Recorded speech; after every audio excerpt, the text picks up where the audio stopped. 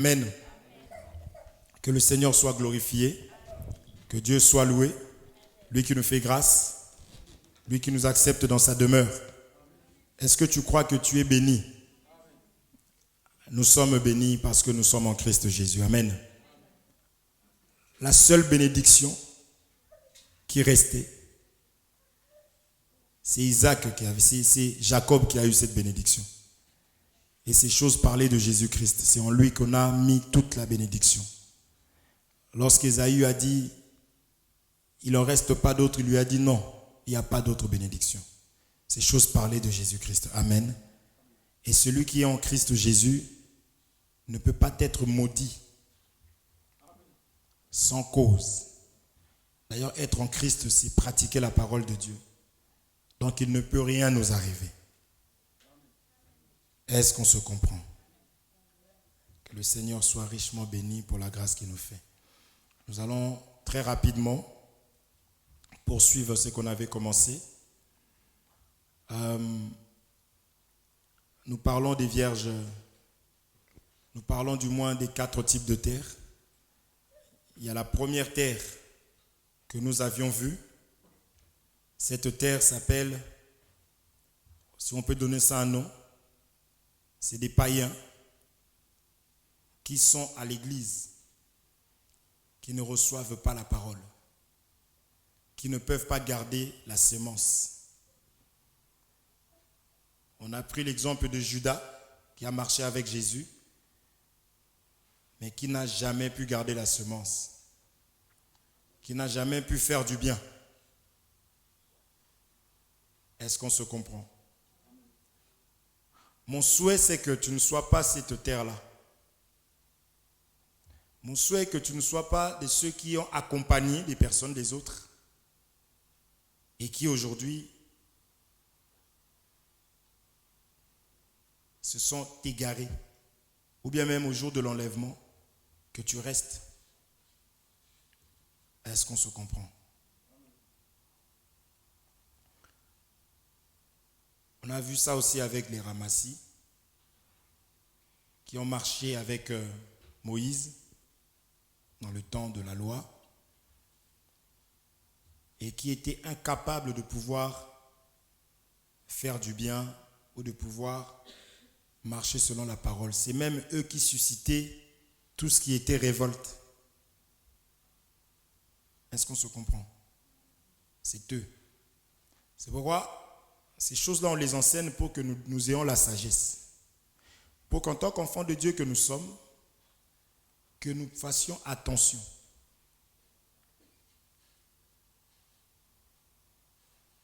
Si tu vois dans l'église un enfant de Dieu, de toute façon dans l'enseignement, dans les enseignements que nous donnons, ça démasque qui est qui. Est-ce que vous comprenez? Ça montre qui est qui. Donc vous allez voir des comportements, vous allez dire ça c'est ce qu'on avait eu comme enseignement. Donc nous savons qui est cette personne-là. C'est-à-dire que dans un premier temps, nous nous disons effectivement c'est notre sœur, c'est notre frère et que nous devons supporter, n'est-ce pas? La première des choses c'est de supporter. La deuxième des choses c'est de faire très attention à cette personne. Est-ce qu'on se comprend? C'est-à-dire si la personne, on a vu ça hier dans notre programme de jeunes, on a vu dans Jude, vous comprenez? C'est des personnes qui, là où les enfants de Dieu s'assemblent pour la paix, dans la simplicité, c'est ces gens-là qui créent des problèmes. Vous comprenez? Donc il faut veiller, veille sur toi-même. Ne sois pas une occasion de chute à chaque fois. Vous voyez?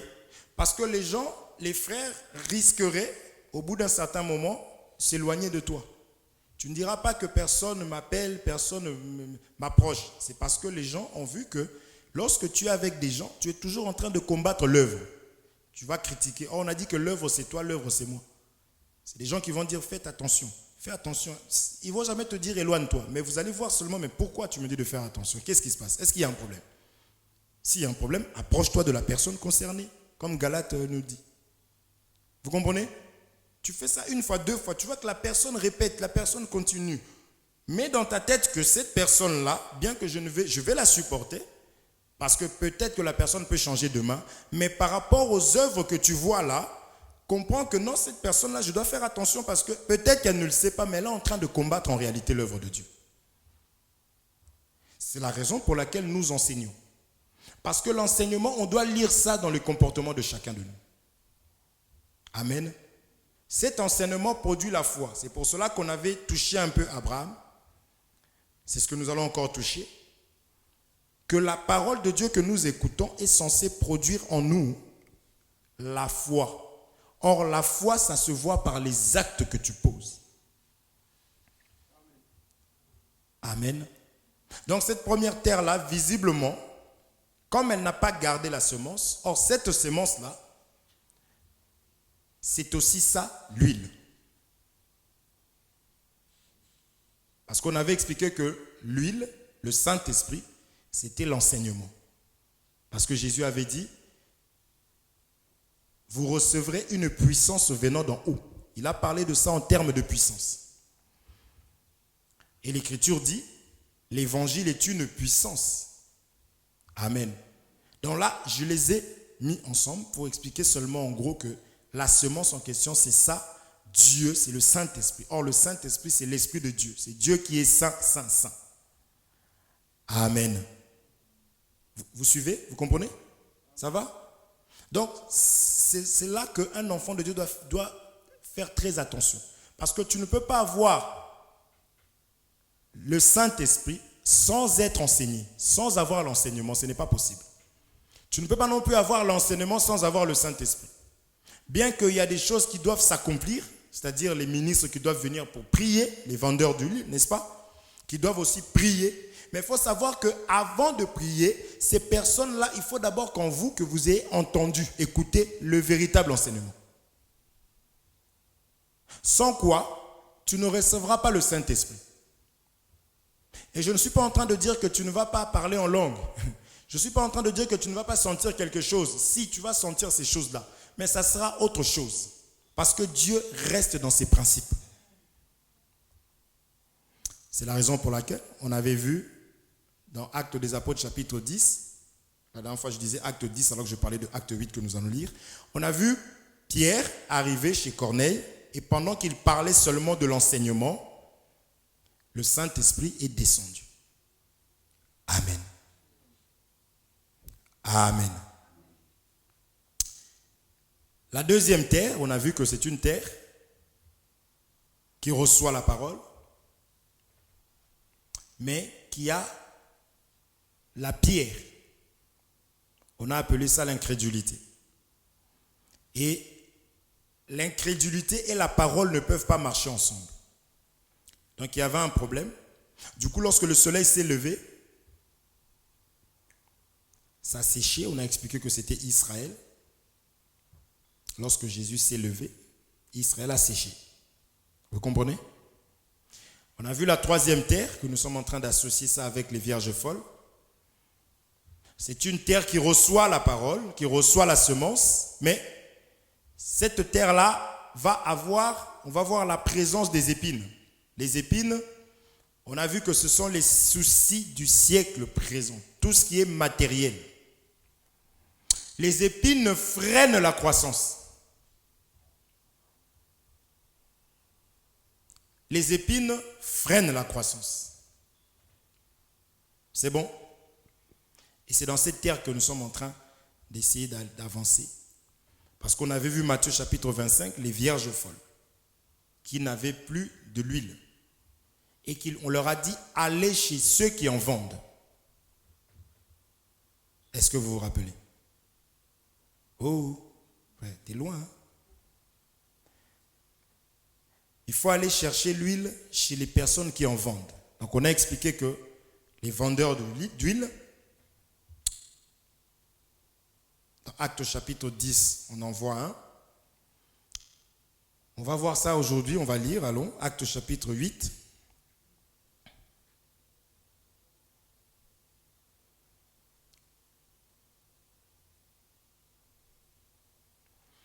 Actes chapitre 8, on va commencer à partir du verset 9.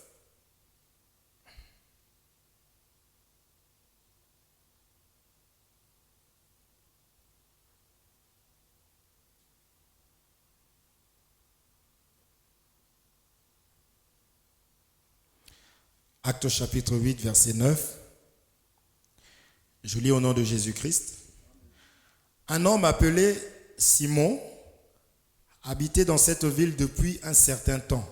Il pratique la magie et il étonne beaucoup les gens de Samarie. Il dit qu'il est quelqu'un d'important. Je prends la version Louis II.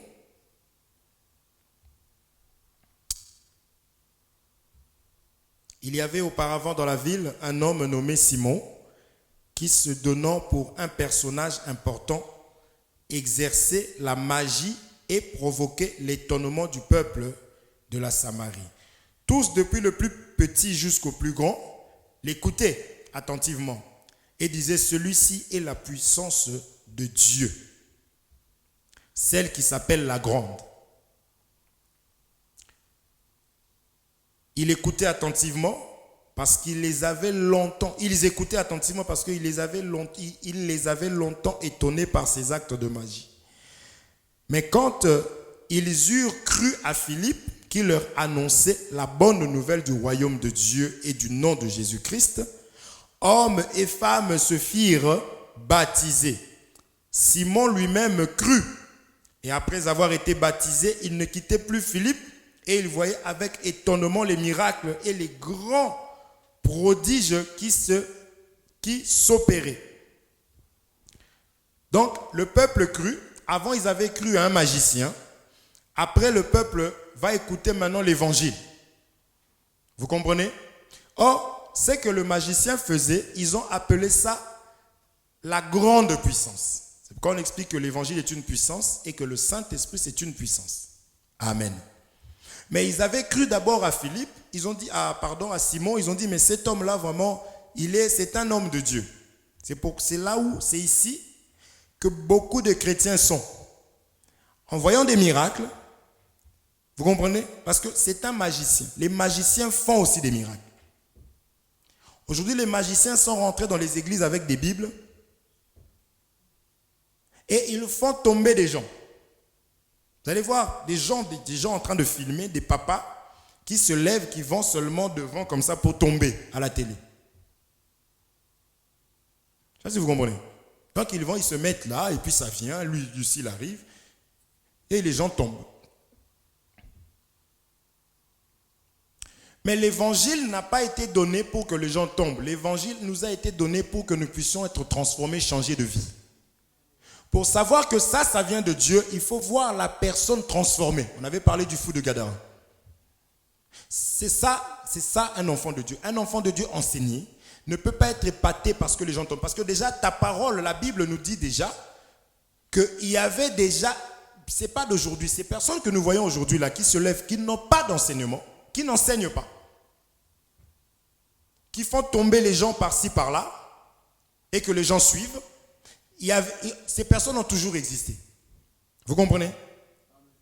Et le peuple, ignorant qu'il était, il a dit, ça là, ça c'est la puissance de Dieu, la grande puissance. Mais Philippe, il va venir, il va enseigner l'évangile.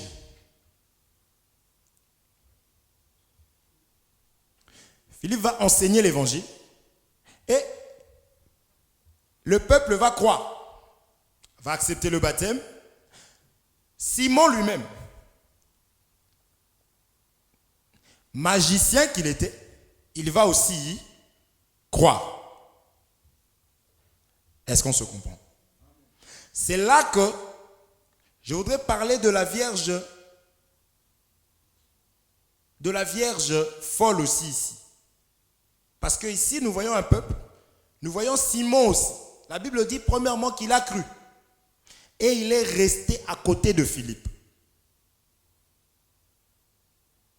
Vous comprenez? 14. Les apôtres qui étaient à Jérusalem, c'est ce qu'on avait dit la dernière fois, qu'un ministre doit être comme ça, ayant appris que la Samarie avait reçu la parole de Dieu, y envoyèrent Pierre et Jean, voyez les vendeurs d'huile.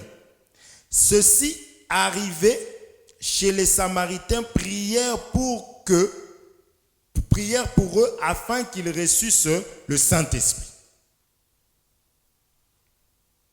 Vous comprenez? Si je vous demande où est-ce qu'on voit les vendeurs d'huile, vous avez aussi aujourd'hui, Actes chapitre 8. Là, les vendeurs d'huile viennent maintenant. Parce qu'un frère, Philippe était un frère ne peut pas prier pour que les enfants de Dieu reçoivent le Saint-Esprit. Non. Les vendeurs d'huile, ce sont les ministres. C'est la raison pour laquelle ils ont envoyé Pierre et Jean. D'accord? Alors, ils vont arriver. Eux, ils ont entendu. C'est pourquoi je vous disais que un enfant de Dieu doit soutenir l'œuvre de Dieu. S'il y a des personnes qui évoluent, mais que les personnes, soi-disant, qui ont la vérité, on ne les entend même pas. C'est des personnes qui se limitent. Vous voyez comme on est là, ici, là seulement. On les voit, ils rentrent dans leur bâtiment, ils font ce qu'ils ont à faire et ils repartent. C'est pourquoi à un moment donné, Dieu arrive, il met la confusion.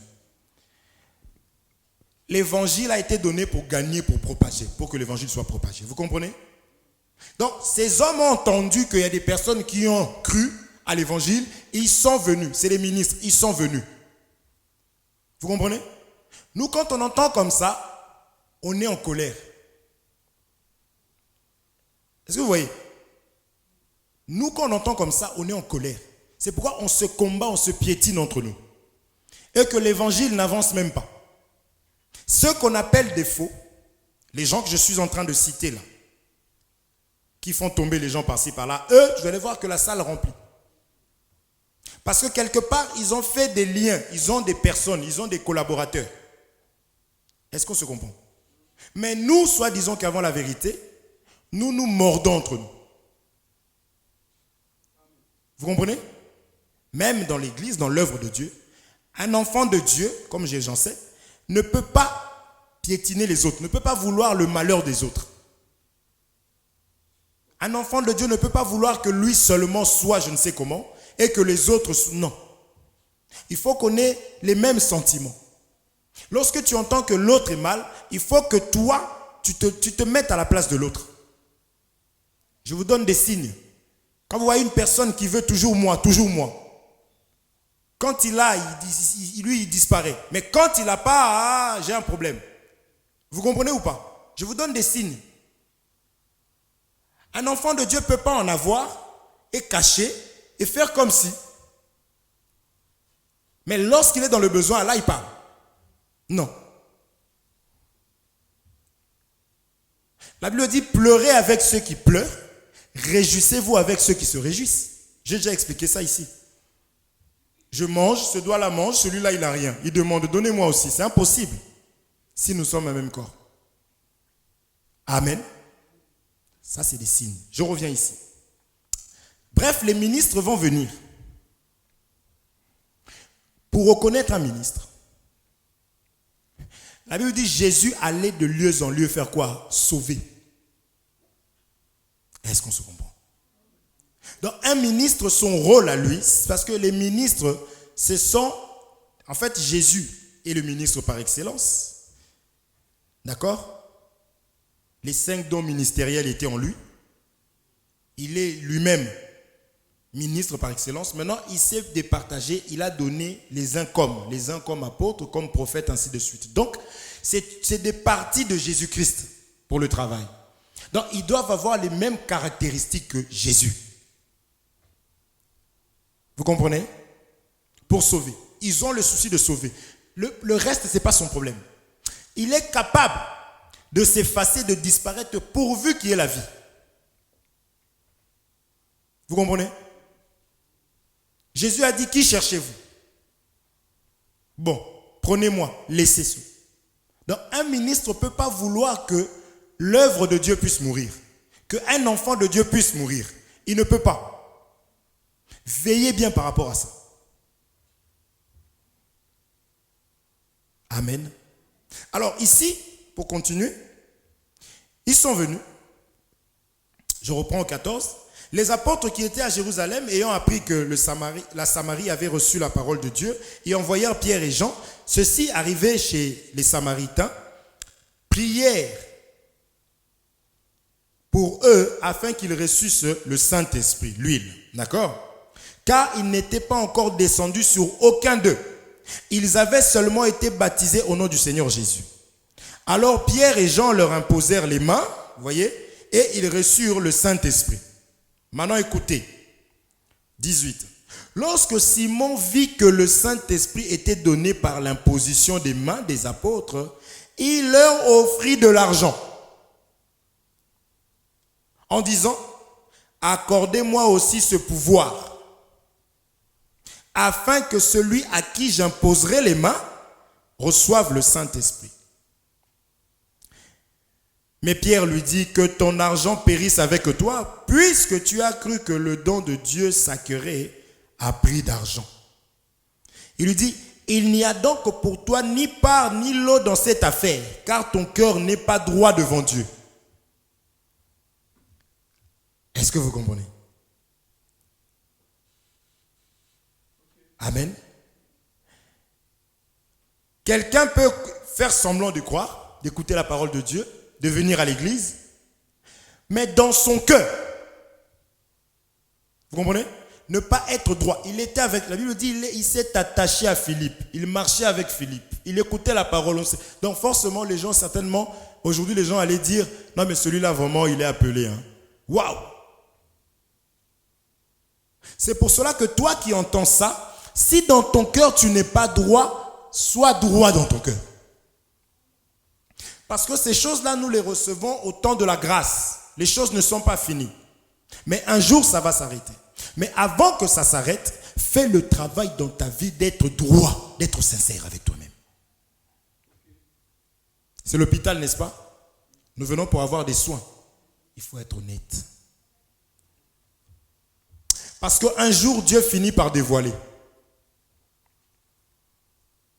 Amen. Je suis juste venu prendre les vendeurs d'huile. C'est les ministres. Amen. L'huile en question, on avait expliqué. Actes des apôtres,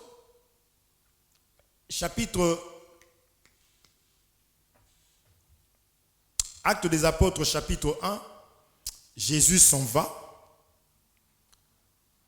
Acte 2, parce qu'il dit, un peu de temps, je serai avec vous, et encore un peu de temps, je ne serai plus. N'est-ce pas? Mais il va rentrer en eux.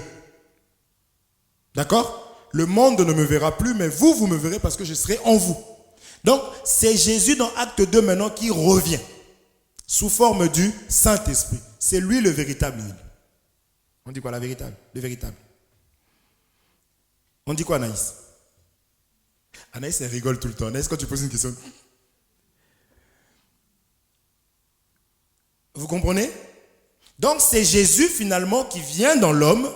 C'est ça la puissance. C'est pourquoi la Bible dit que celui qui est en vous est plus fort que celui qui est dans ce monde. Amen. Donc, lorsque l'enlèvement se fera, en réalité, Dieu viendra prendre Jésus.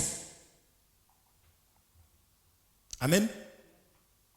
C'est le Saint-Esprit qui fera que nous serons transformés, changés. Vous êtes là? En d'autres termes, c'est l'enseignement, c'est la pratique de la parole.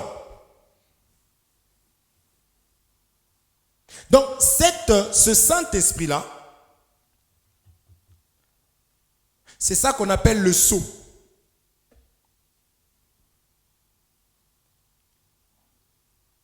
Vous voyez? C'est ça le sceau. C'est ça qu'on appelle le visa. Hein? Tu ne peux pas aller à l'aéroport, tu n'as pas de visa, tu débarques comme ça. Même si tu es bien costumé, mon frère, comme tu étais la dernière fois. Tu ne voyageras pas. Vous comprenez? Donc, ne jouons pas avec le Saint-Esprit de Dieu en nous. S'il y a quelque chose qu'il faut chérir, c'est le Saint-Esprit. Ne te laisse pas, parce qu'on a vu les oiseaux, n'est-ce pas? N'est-ce pas? Ne te laisse pas. N'attriste pas l'Esprit de Dieu. Vous comprenez? Veille sur toi. Parce qu'on avait expliqué que ce qui a fait que les vierges folles, ou du moins la terre 3, on dirait flash, terre 2, terre 3. La terre 3 puisse minimiser la parole, la sémence, l'enseignement. C'était les problèmes de ce siècle présent. Ce qui a fait que la femme de Lot puisse rester à Sodome et Gomorrhe, c'était parce qu'elle a regardé. Vous comprenez? Dans un enfant de Dieu, il faut regarder devant, il faut avancer.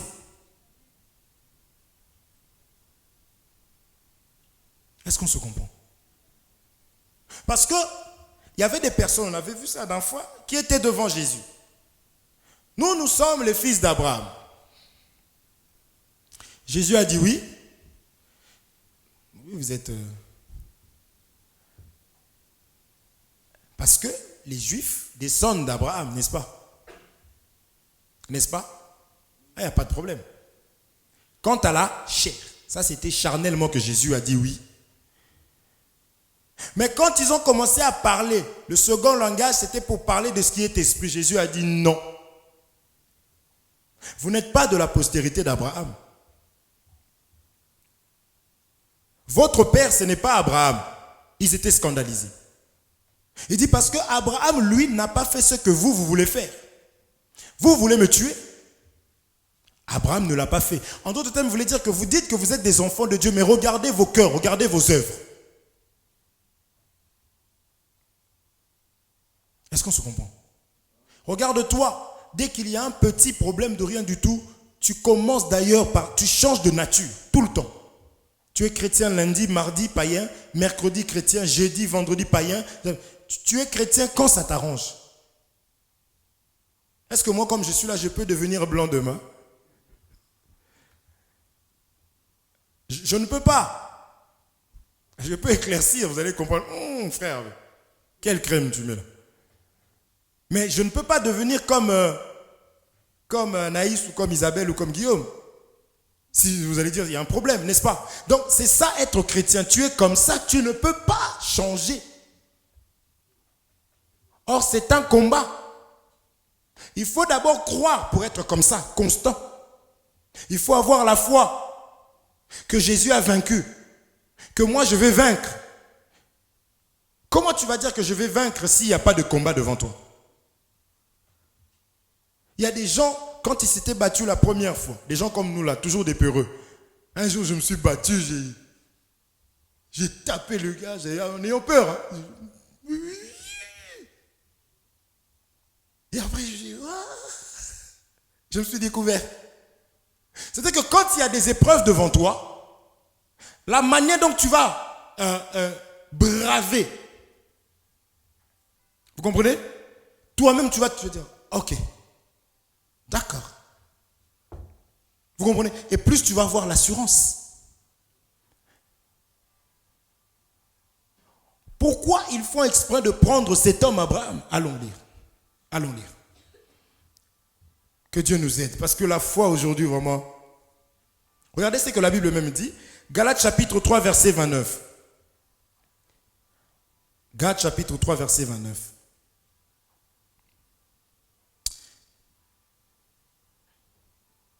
La Bible dit ceci.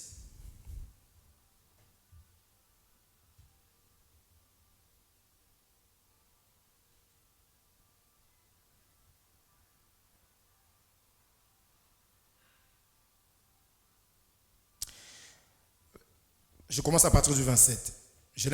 Galates chapitre 3, verset 27. La Bible dit, vous tous qui avez été baptisés en Christ, vous avez revêtu Christ. Amen. Baptême d'eau, baptême du Saint-Esprit, vous avez revêtu Christ. Il n'y a plus ni juif, ni grec. Il n'y a plus ni esclave, ni libre. Vous voyez?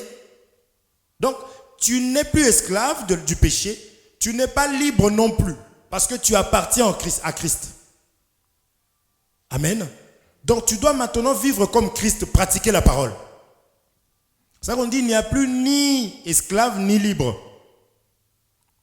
Amen. Il n'y a plus ni esclave ni libre, il n'y a plus ni homme ni femme. Car tous vous êtes un en Christ Jésus. Parce que Christ est la tête et nous sommes le corps. Et si vous êtes à Christ, vous êtes donc la postérité d'Abraham, héritier selon la promesse. Amen. Donc, si maintenant je suis postérité d'Abraham, il faudrait que chacun, en rentrant chez nous, que chacun essaye de lire un peu, de voir un peu qu'est-ce qu'Abraham a fait. Vous allez voir les choses qu'Abraham a fait. Or, c'est ça que Jésus explique, que c'est ça les œuvres d'Abraham, c'est ça qui montre que tu es fils d'Abraham. Lisons. Jacques chapitre 2, verset 21. Jacques 2, 21. On va bientôt finir. Jacques chapitre 2, verset 21. Je lis par la grâce du Seigneur. Abraham, notre père, ne fut-il pas justifié par les œuvres lorsqu'il offrit son fils Isaac sur l'autel? On dit 22. Tu vois que la foi agissait avec ses œuvres et que par les œuvres la foi fut rendue parfaite. Amen. Donc tu ne peux pas dire que tu as la foi en toi, tu as Christ en toi, mais toi tu es peureux. Toi quand tu manques, ça va? Ça va? Toi quand tu manques, c'est la fin du monde. Ton humeur change, tu nous prives de ton sourire. Mais en fait, tu n'es pas... Vous comprenez? Quand on dit qu'il offrit Isaac, mais c'était tout ce qu'il avait. Il a offert avec foi. C'est-à-dire qu'il savait que Dieu existait et que Dieu allait le récompenser.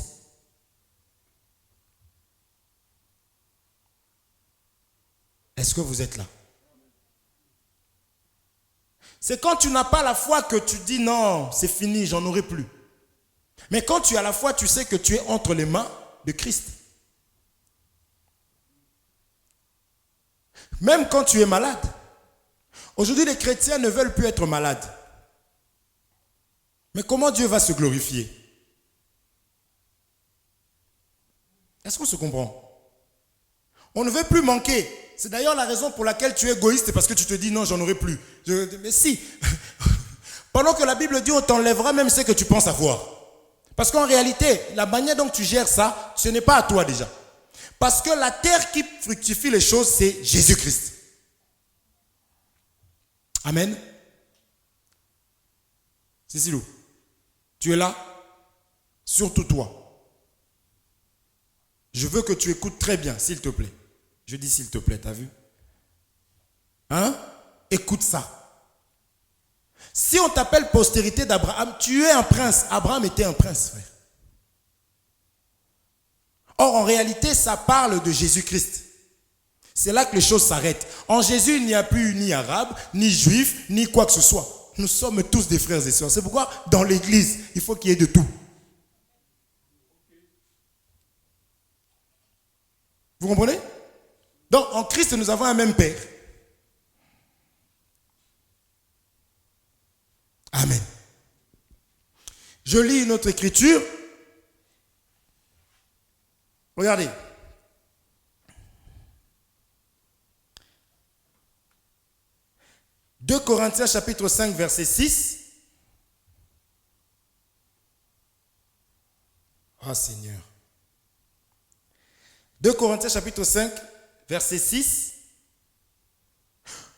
La Bible dit, nous sommes donc toujours pleins de confiance et nous savons qu'en demeurant dans ce corps, nous demeurons loin du Seigneur. Je saute, je vais au 8. Nous sommes pleins de confiance et nous aimons mieux quitter ce corps et demeurer auprès du Seigneur. Chose que les vierges folles n'ont pas fait. Elles se sont attachées à ce corps, aux choses charnelles. Or, celui qui a la foi a confiance en Dieu. Et la Bible dit que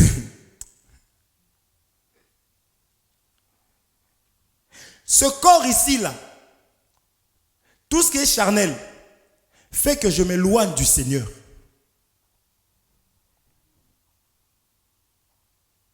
Vous comprenez? Si je regarde à ce qui est charnel, je m'éloigne du Seigneur parce que la chair et l'esprit, c'est des ennemis. C'est pour cela qu'un enfant de Dieu qui a la foi ne doit pas s'affectionner aux choses. Donc, prière. Hier, on était en prière. Vous voyez, charnel. Nous, on était là, Seigneur Jésus, nous avons besoin de... Non, c'est pas quand ça va pas, maintenant tu débarques, il faut prier, il faut prier.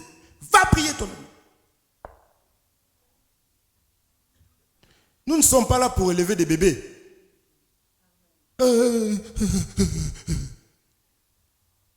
Qu'est-ce qui... ça peut aller, hein, ok, bon. Qu'est-ce qui se passe? Le pire, c'est que tu as prié. Oui, j'ai prié, mais l'attitude. Est-ce que vous comprenez? Nous sommes spirituels. Tu ne peux pas te plaindre. Je dis toujours que les personnes qui en font le moins, c'est des personnes qui se plaignent. Les chrétiens ne sont pas des faiblards. L'esprit de Christ en nous, c'est Christ en nous. Même dans ta façon de marcher. Tu es en short, mais... Et puis tu rentres, tu manges des carottes avec la mayonnaise. Mais frère, que Dieu nous aide. C'est pourquoi, quand tu n'as pas ça, tu peux avoir toutes les révélations du monde. Comme j'avais expliqué, on te verra au métro, c'est toi qui sautes. Si on t'inscrit là-bas aux Jeux Olympiques, tu vas gagner. Pour toutes les fois où tu viens, tu arrives même, tu sais, tu connais même ceux qui ne fonctionnent pas. Pendant que d'autres attendent, toi tu arrives chrétien. Passez. Vous comprenez? Ces choses-là, en réalité, ça montre que, parce qu'on a parlé des œuvres d'Abraham, n'est-ce pas? Ça montre que nous n'avons pas la foi. Lorsque toi, dans les fraudes, tu es là. Les païens s'assoient, oui, en ce moment, oui, tu sais, tu vois le compte CPF, là, oui, tu donnes ça et on te fait un petit truc là, ah bon, ouais, ah, chrétien, Saint-Esprit, non.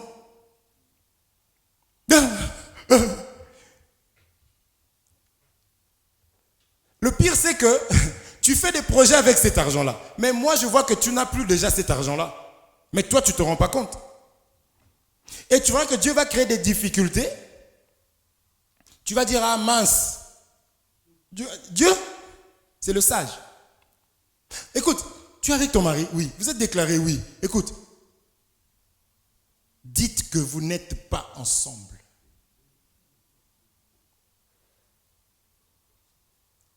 Vous comprenez? Ces choses que je vous dis là, les chrétiens sont assis dedans, comme ça. Et c'est eux qui arrivent à l'église. Jésus, Jésus. Qui tombe lundi, qui se relève mardi, qui tombe mercredi, vendredi qui tombe. C'est pour cela qu'on est en train d'insulter. Nous nous sommes insultés. Aujourd'hui, il ne faut pas dire que tu es chrétien. Seigneur mon Dieu. Tu dis que tu es chrétien, c'est fini. Vous comprenez? Je ne vais pas généraliser parce que moi je crois qu'il y a toujours un reste et je crois que nous en faisons partie. Vous comprenez?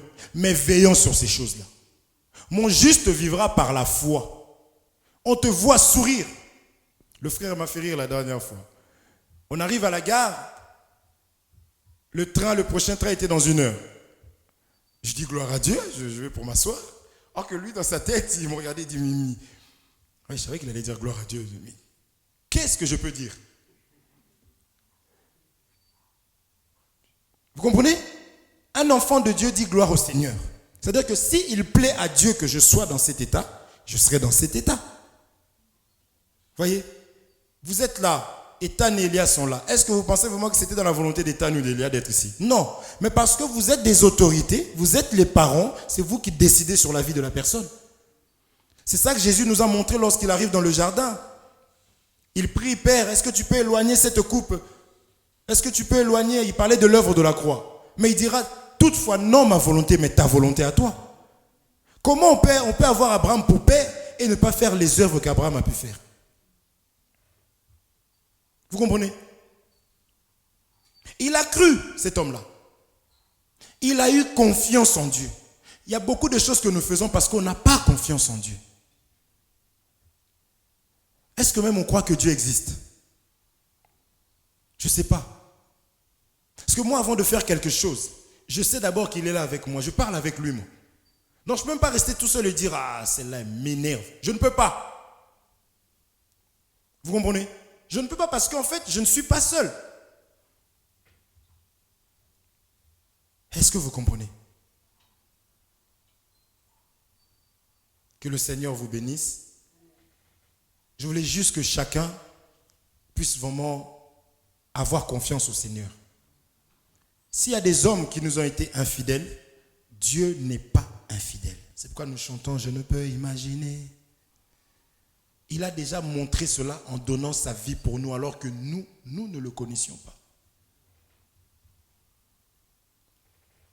Est-ce que vous comprenez? On ne le connaissait pas, mais il nous avait déjà aimés. Alors ce n'est pas aujourd'hui que nous le connaissons. Frère, tu es en train de taper au tam-tam, là, tu penses que c'est là maintenant qu'il va t'abandonner? Non. Vous comprenez? Puisqu'avant, tu n'avais rien fait. Vous comprenez? Il faut prier. Demande à Dieu de te donner la foi. Demande à Dieu de te donner la confiance en lui. Parce que Dieu existe. Mais pour que tu puisses le voir, c'est comme Peter Pan. Vous l'avez vu? On l'a ramené au pays imaginaire et il avait du mal à avoir son âme, on dit quoi, son âme d'enfant. Et les autres mangeaient, frère. Et lui, il ne voyait rien sur la table. Tu voyais les gens, tout le monde mangeait, mais il était là, il dit, mais... Ils ont dit, mais Peter, il faut croire.